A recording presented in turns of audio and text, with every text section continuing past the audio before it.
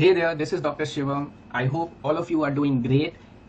In this session, we will discuss about mucormycosis because the recent AIMS people have announced their date, that is the INI-CET, and for this exam, you should know that recent AIMS guideline regarding this mucormycosis. So main aim is why to see this mucormycosis video. There are a lot more videos in YouTube. You should see this video because the AIMS have given guideline, and before giving this AIMS exam, you should be knowing these things, these bare minimum things about mucormycosis. So starting with the one important question that I have already discussed in my class is, what is black turbinate sign, right? So this can be your future MCQ question. What is black turbinate sign? So if you see this MRI of nose and paranasal sinus, you will observe a non-enhancing part in the left maxillary sinus and the turbinate. So this is your inferior turbinate, which is not enhancing. If you compare it with the opposite side, this is the right inferior turbinate, this is enhancing, but this side, the left side, is not enhancing. What does it mean? It means that this left inferior turbinate is not able to take the contrast, which means that this is the necrotic or the involved turbinate that you can see. So this is more than enough to diagnose you or to give you a hint of mucormycosis involvement in the paranasal sinus. So what is the concept? What is the basis of this black turbinate sign? So this black turbinate sign basically tells you that due to the necrosis that is present there, even the medicine that you are going to give for mucormycosis will not reach there, and that is why you need to remove this part and do the surgery, right? So if you see, mucormycosis is not a surgical disease, it is a medicinal disease, but we do surgery as our first step. Why? Because the medicine is not going to reach in these necrotic areas, and that is why the goal of the surgery is to remove the necrotic areas, decrease the disease burden, and then give amphotericin B for the other areas which are enhancing, so as to treat your patient, right? So you need to do the surgery to identify and remove the necrotic areas. How you will identify? By these MRI scans, contrast enhanced MRI scan. By doing the diagnostic nasal endoscopies, you can identify. Now let us see a case before moving to the AIMS guideline.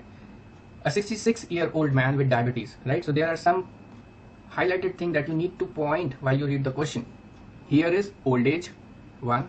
Another is diabetes, presented to the emergency department. That means it's not a normal patient, with malaise, left eye proptosis, left facial numbness, right? So this is also a early sign, left facial numbness, weakness of approximately 2 weeks, a non-contrast CT of brain obtained at admission demonstrated soft tissue secretions within left maxillary sinus. That means there is some collection. In non-contrast, you won't be able to tell whether it is enhancing or non-enhancing. So it is just a collection in the sinuses with some infiltration of the orbital fat, inferior rectus muscle.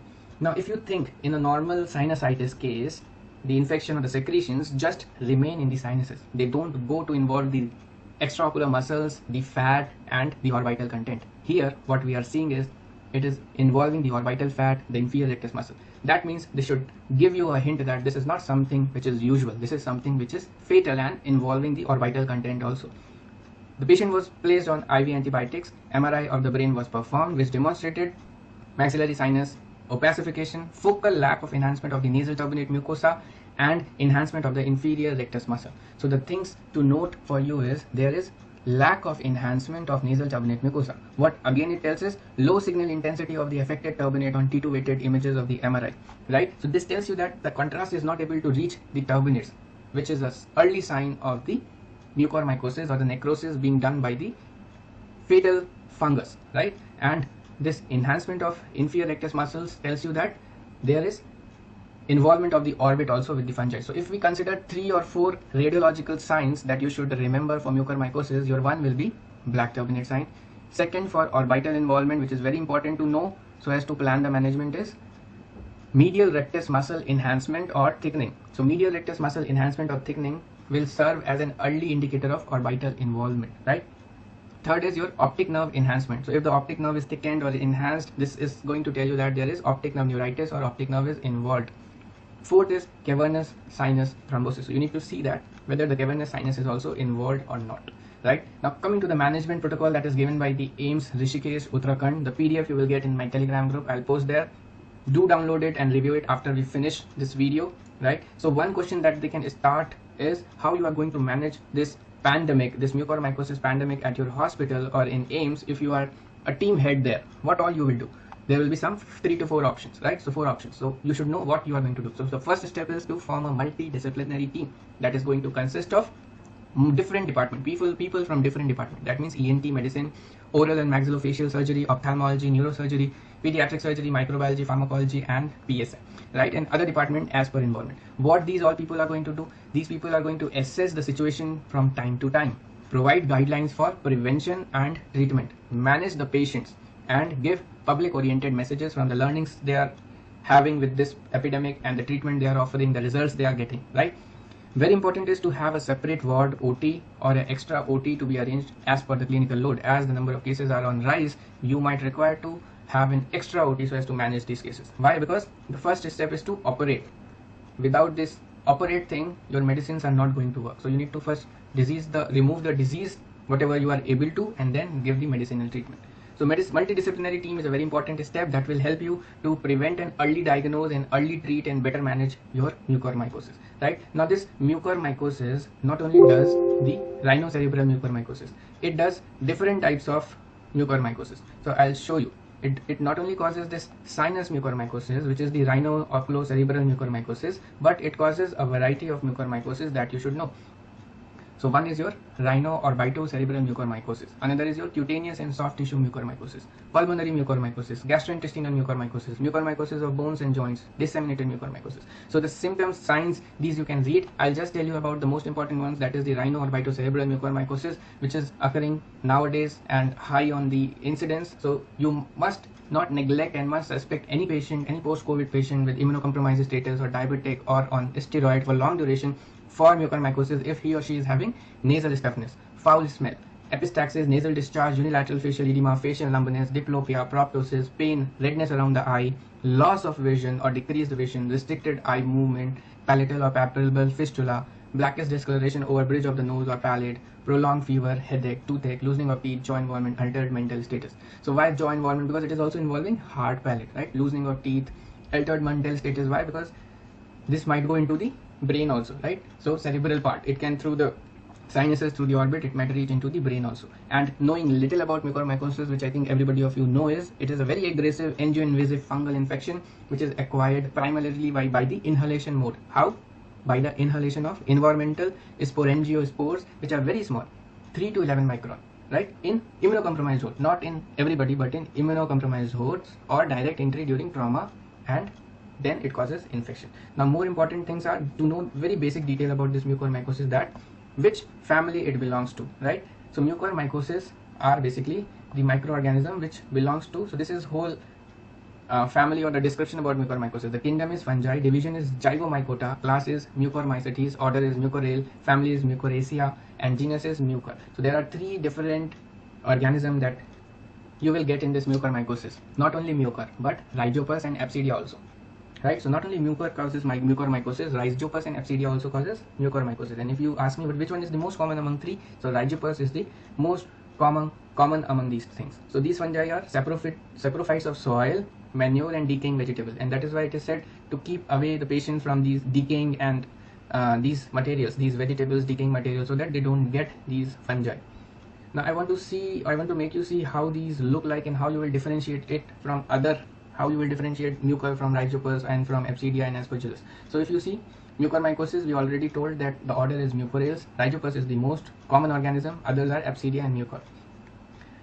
कैसे identify करेंगे कि ये आपका जो है ये Mucor ही है? सो fungal forms of mucormycosis, जो इसके फंगस होते हैं, जो हाइफी होते हैं, these are broad and aseptate, that means non-septate hyphae, broad non-septate hyphae. Another thing is there is branching, right?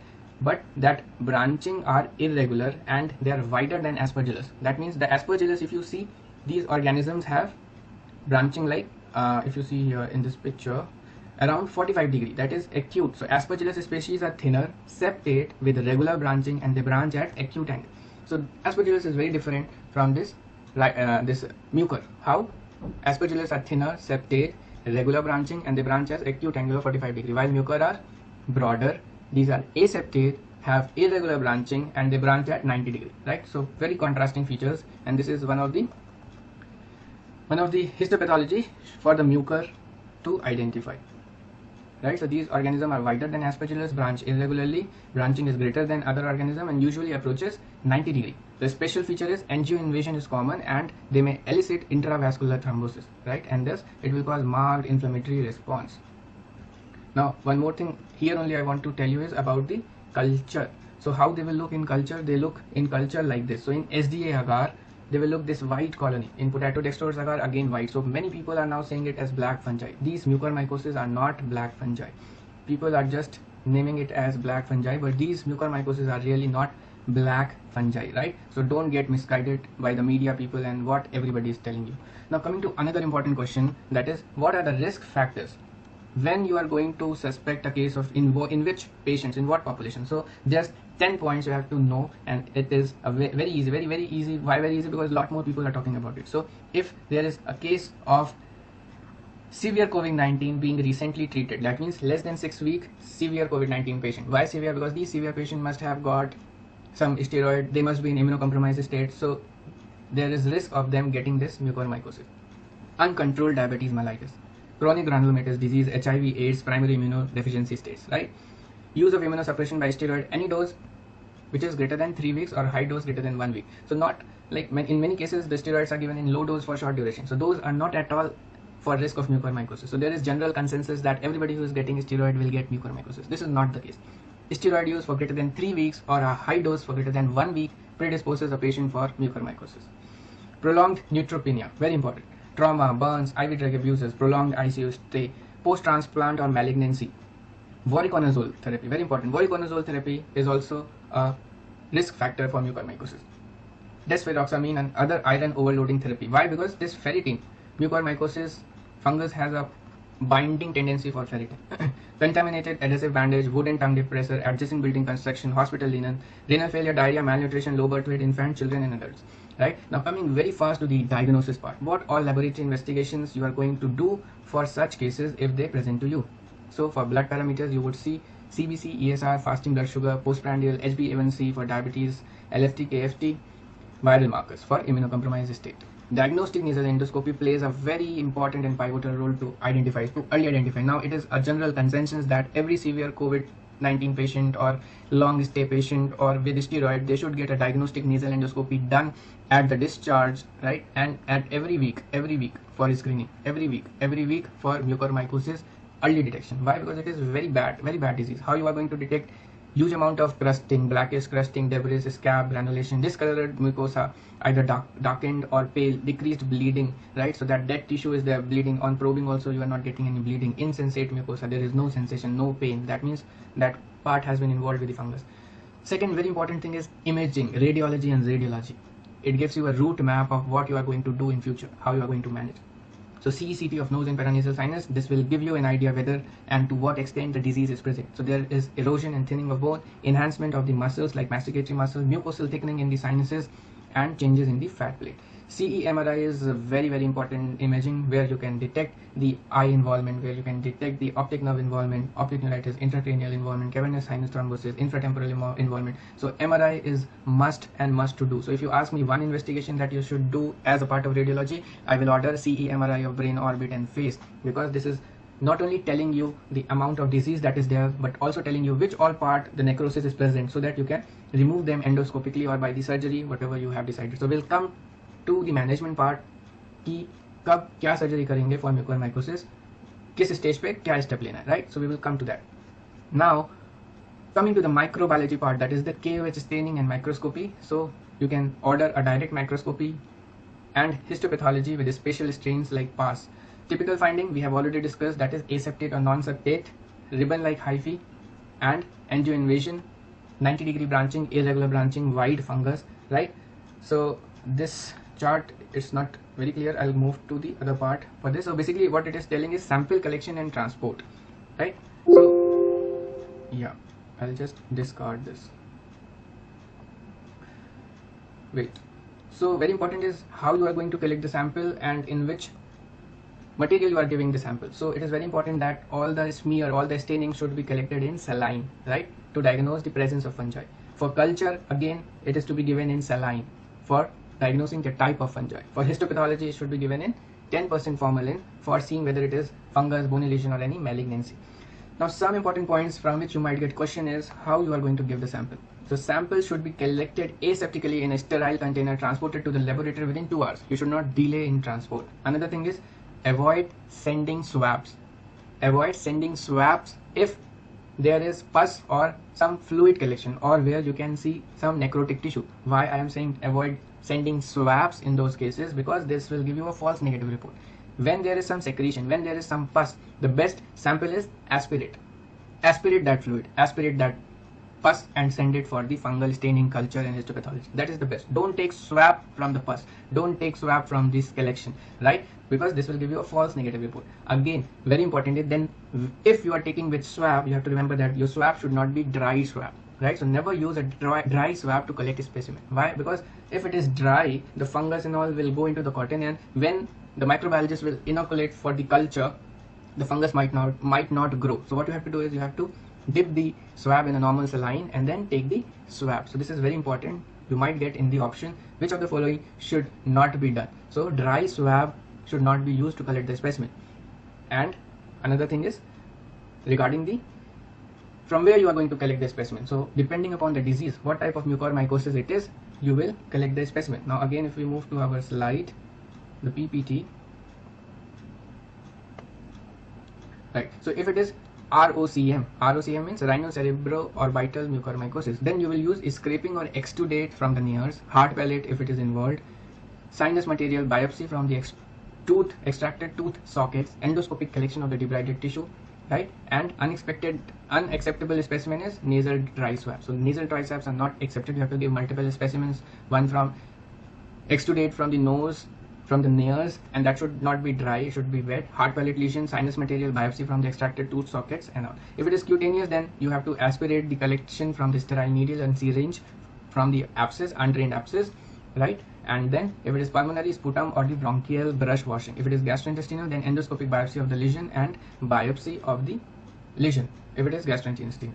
Now coming to the treatment or the management part, very important thing. If rhinocerebroorbital mucormycosis is possible or proven, you will straightway move to the management. That means urgent surgical debridement. Why? Because this disease doesn't give you time. This is very fatal in progression. Urgent surgical debridement and strict glycemic control, followed with injection amphotericin B or liposomal amphotericin B or amphotericin B lipid complex, right? And continue treatment till resolution of initial indicative findings on imaging, and clinically patients get better. Now the point to note here is note the dosage in your notebook. You might forget these are volatile, so you have to note there are different dosage for all these amphotericin B.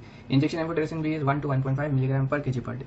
Liposomal is 5 to 10 mg per kg per day. If it is intracranial involvement is there, then the dose is 10 mg per kg per day. Lipid complex is 5 mg per kg per day. Now coming to the part is how you are going to give. What is the protocol, right? So as you all are managing, you are doing duty right now in COVID, they expect you that you should know how and when you are giving and what you all are doing while giving this. Before that, we'll see one second line drug is also there. The first line is amphotericin B. Second line drug, that means the step down. Once amphotericin B has been given, you cannot give it for long because treating this mucormycosis takes a long time. So you will step down to some oral form. So that is your posaconazole. So posaconazole is a broad spectrum azole which is present both as an injection and oral formulation. Dosages 200 mg 4 times per day, or some delayed release tablets are also there, that is 300 mg every 12 hours on the first day and then 300 mg once daily taken with food. So this should be taken with fatty meals because absorption is better. Another thing is syrup is also there. So although it is little costly, but as a step down, this posaconazole is used. Already we have discussed about the amphotericin B deoxycholate. Recommended dose, that is 1 to 1.5 mg per kg per day, and liposomal is 5 to 10. Amphotericin B lipid complex is 5 mg per kg per day. Now coming to duration, it should range between anywhere 14 to 21 days depending upon the severity till clinical resolution and radiological stabilization. After 14 days of therapy, shift or step down to posaconazole that we told, that is 200 mg 4 times per day. Now this is what I was saying, before giving amphotericin B, you should know some points how you are going. So you should always do a test dose. In test dose, what you are going to do, you are going to give one vial, that is 50 mg to be diluted in 12 ml of diluent and make a 0.25 ml of solution. Then you will mix it in 100 ml dextrose and give it for around 30 minutes.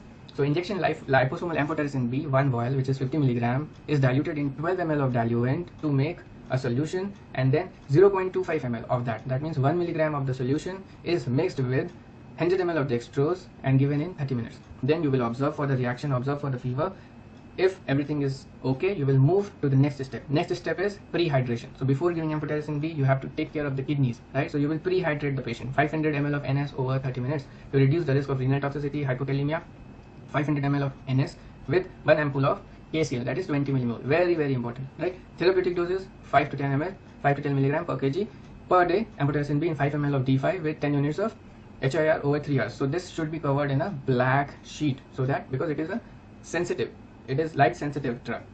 After the therapy, after this 5 to 10 milligram per kg per day amphotericin B dose, you have to again hydrate the patient. That means post hydration, and then post dose you have to check the renal profile. KFT with serum electrolyte after every dose of amphotericin B. Fill the amphotericin B monitoring chart. Very, very important, right? So what all it contains: serial number, name of the drug, date, starting time, ending time, dose given, cumulative dose, urea creatinine, sodium, potassium, magnesium, pre-medication, complications, and potassium collection. So this is the monitoring chart. They can give you an MCQ where they will say what all you will monitor for giving amphotericin B. So after every dose you will see urea creatinine, sodium, potassium, magnesium, and you will correct the potassium.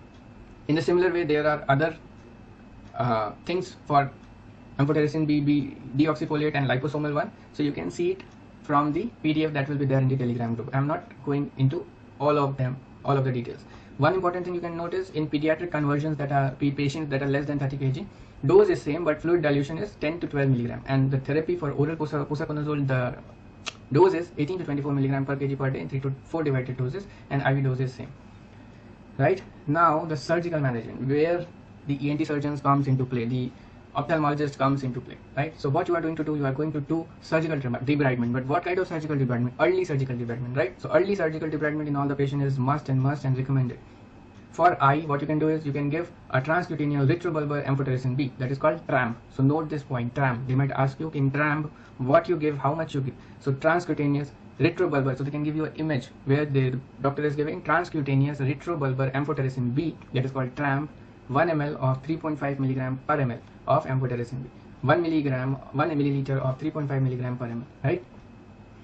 And if it is extensive involvement, then you have to do a very sad operation, that is orbital exenteration. Now, regarding the endoscopic part, when you are going to do surgery where you involve bones and all, so that is determined by the parts involved by this mucormycosis. So if only the nasal sinus involved without any bony erosion of the maxilla and zygoma and orbit, इसका मतलब कि सिर्फ sinuses में collection है, right? थोड़े बहुत nasal turbinates and all involved है. So क्या करेंगे हम लोग, secretions को हम drain कर देंगे, mucosa जो है उसको निकाल देंगे, turbinates को निकाल देंगे, but we are not going to do any too much of the surgery. So endoscopic sinus surgery debridement. अगर सिर्फ nasal sinus involvement है without any bone erosion of the maxilla or zygoma or the orbital floor, but if there is maxilla involvement, you have to remove that part. So maxillectomy, either partial or total. If there is zygoma involvement, you have to debride the zygoma. If it is minimal, you have to remove that part, whatever is involved, right? So maxillectomy with zygoma debridement. If orbit is also involved, then you have to do maxillectomy with zygoma debridement with debridement of orbital floor, walls, localized debridement of the necrotic tissue in early localized orbital disease. So suppose that only medial rectus muscle is involved, but optic nerve is normal.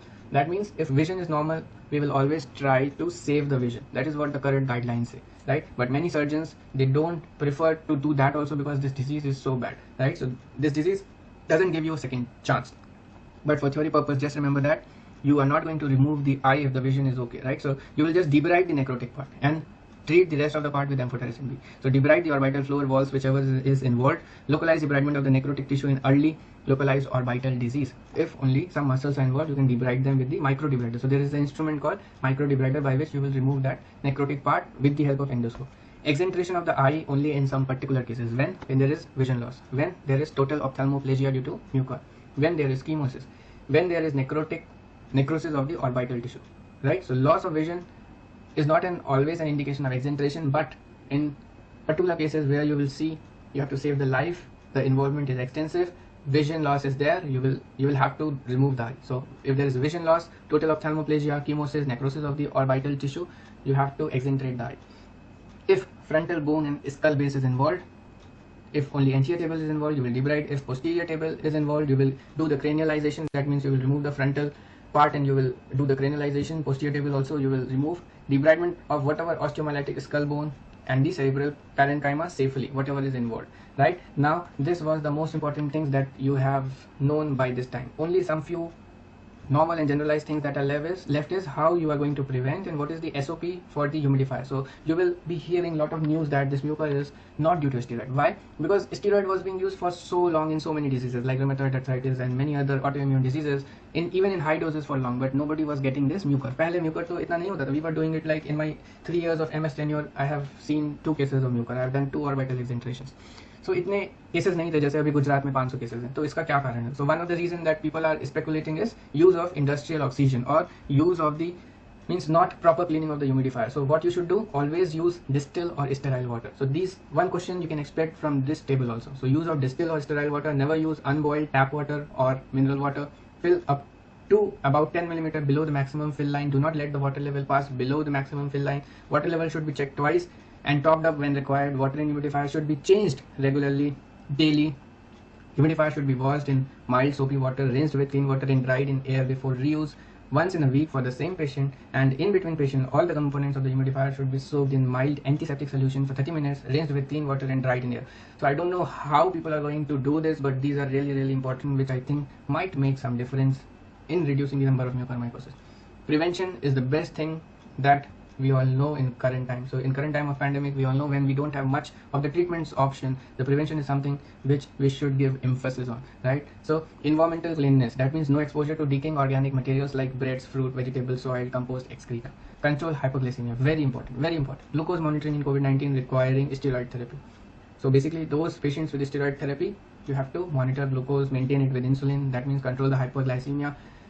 Optimal use of steroids. So people say there is a right time to start and a right dose to start for the steroid. Right timing of initiation, right dose, and for right duration. So right time, right dose, right duration. This is again one question for the teams. For steroid, all the 3 criteria should be met in COVID-19. Right time, right dose, right duration. Don't start it too early. Don't start it too late. At the right time. Don't start it with too high dose. Don't give it for too long. Use distilled water for humidifier. Use antifungal and antibiotic only and only when indicated. Do not consider all cases with blocked nose and symptoms as bacterial sinusitis, particularly if they are post-COVID patient and immunocompromised or COVID patients on steroid.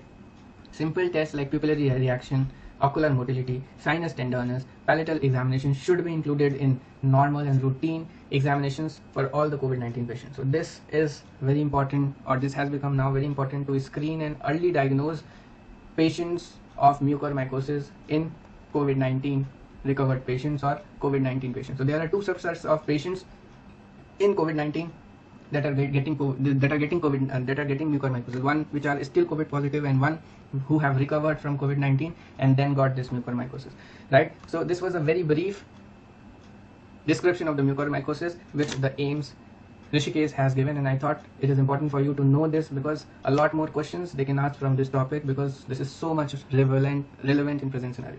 So with this, I will end this video. Do subscribe if you haven't. I'll try to help you all maximum as much as possible for me with the time and duties I do, and share it with your friends.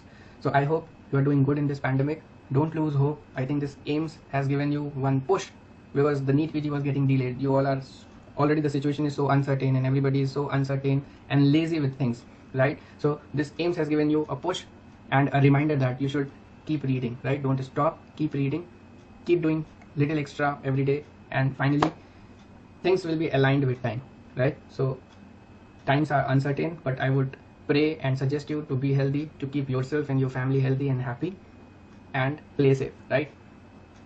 Bye bye, tata, and take care. This is Dr. Shivam. We'll meet you soon. And if you face any doubts or difficulties, you can join the Telegram group, WhatsApp group. I'll post the link below, and do let me know how this session helped you so that I can make more of these, right?